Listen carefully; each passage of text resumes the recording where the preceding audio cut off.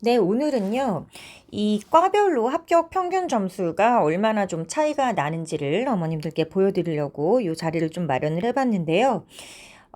지금 우리 학부모님들이나 학생들이 아마 내가 관심 있는 학교의 정보를 뒤져봐도 이 과별로 합격하는 점수를 홈페이지에 공개해 놓은 학교가 별로 없을 거예요.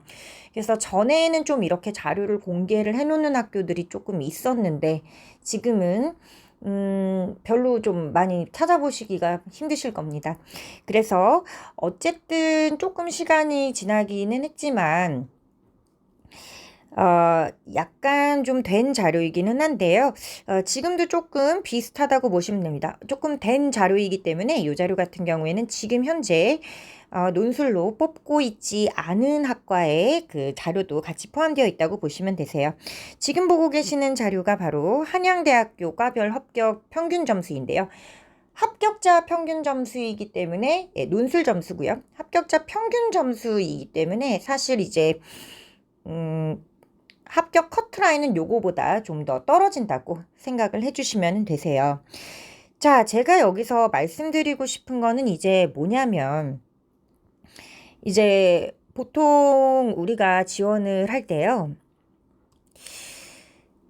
이 과별로 합격 점수가 사실은 좀 상당히 많이 차이가 남에도 불구하고,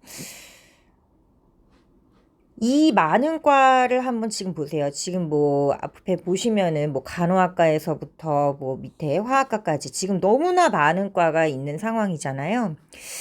그러면 이제 나중에 9월 달에 원서를 쓰실 때 굉장히 좀 마음이 많이 좀 불안하십니다. 왜냐하면은 학교도 6개를 써야 되는데 그 학교마다 가지고 있는 과도 다 다르고 그리고 도대체 이 과에서는 뭘 하는지를 모르겠는 과들도 상당히 많아요.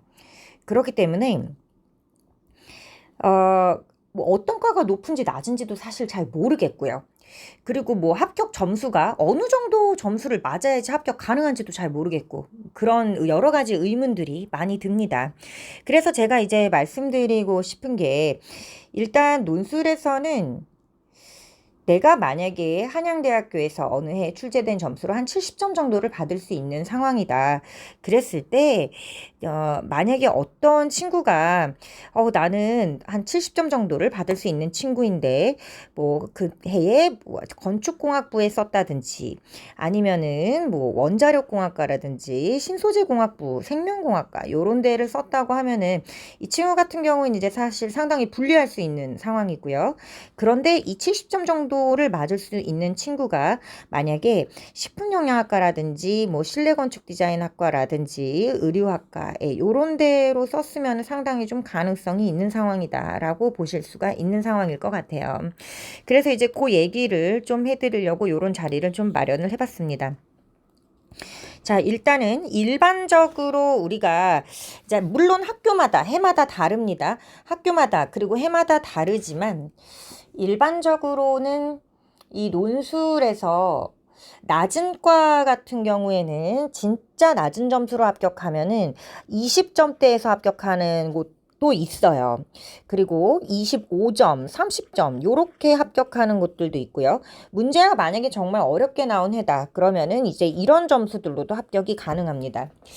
그래서 만약에 너무 어려운 논술 문제를 만났을 때 내가 이거를 뭐 끝까지 풀어내지 못한다든지 건드리지 못하는 문제가 있다고 해서 너무 좌절하실 필요가 없어요. 수능은 스피드 게임이라고 생각하시면 됩니다. 센스 있고 정확하게 빠르게 30문제를 모두 풀어내는 것을 목적으로 하는 시험이 바로 수능이에요.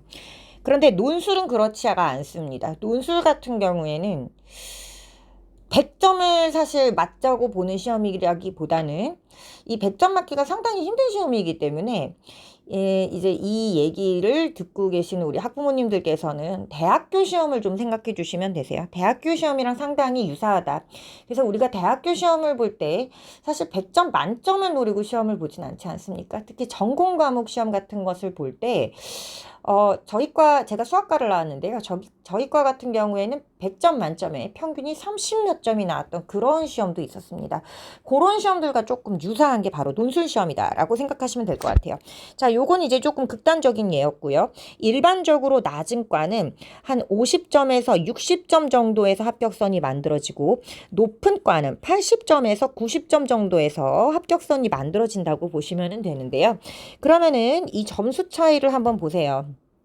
지금 보시면은 낮은 과에 합격하는 점수랑 높은 과에 합격하는 점수랑 정말 뭐 거의 2배 차이까지도 날 수 있다는 것을 아실 수가 있어요. 실제로도 정말 이렇습니다.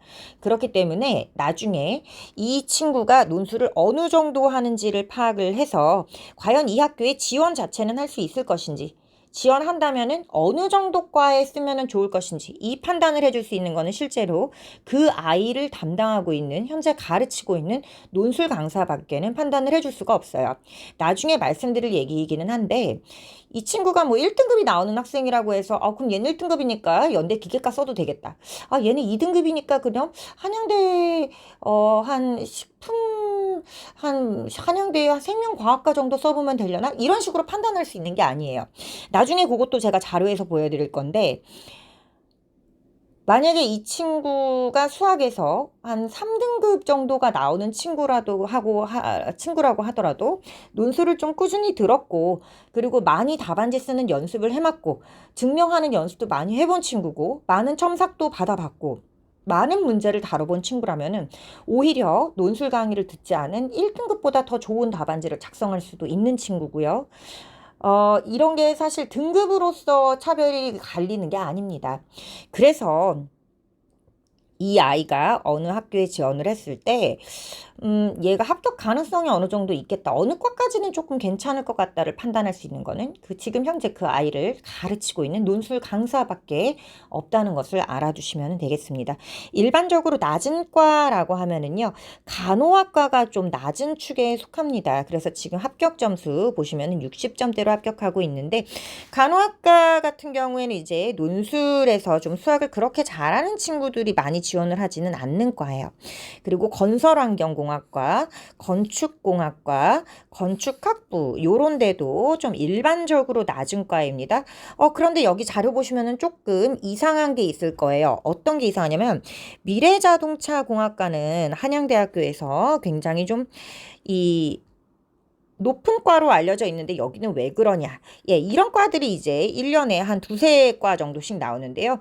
원래 높은 과인데 애들이 너무 겁먹어서 지원을 잘하는 애들이 많이 못한 과입니다.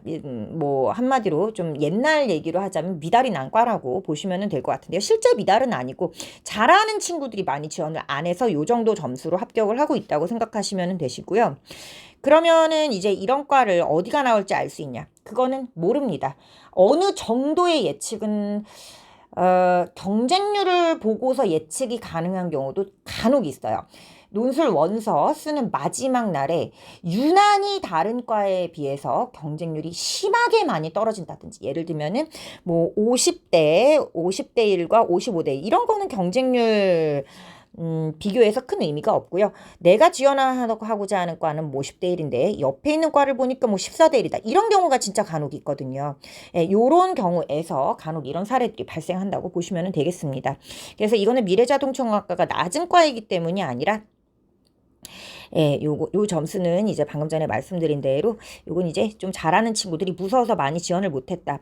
그럼 이제 반대로 사실 산업공학과도 좀 공대 중에서는 낮은 축에 속하는데, 여기 보시면은 지금 점수가 요해 굉장히 높죠. 이거가요, 바로 미래자동차에 지원할 친구들이 겁을 먹고 산업공학이 그래도 전반적으로 조금 낮은 과 축에 속하니까 오히려 요거는 낮은 과가 좀 많이 높아졌던 해다라고 생각하시면 되고요.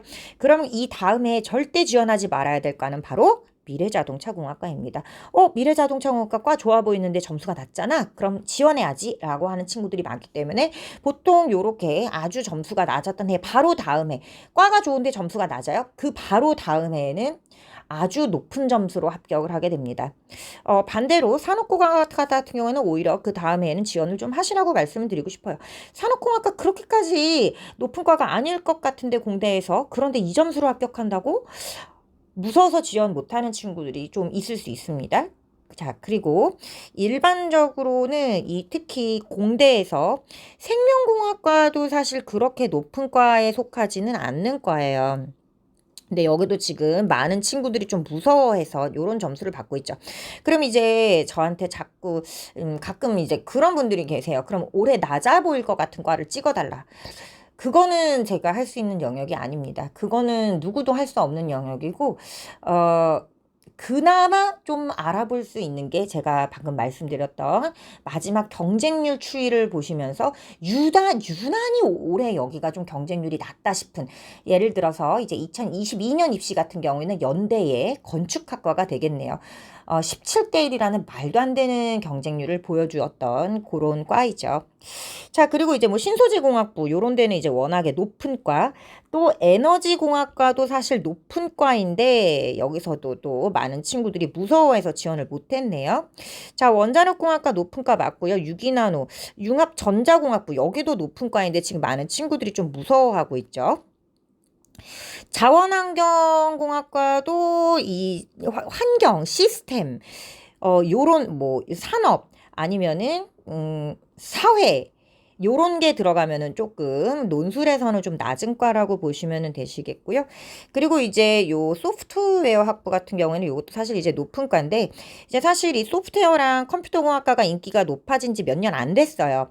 원래 한 5, 6년 전만 하더라도요, 이 코딩이 이렇게까지 개발자 인기가 치솟기 전에 컴퓨터공학부가 공대에서 거의 가장 낮은 점수로 합격하는 과였습니다.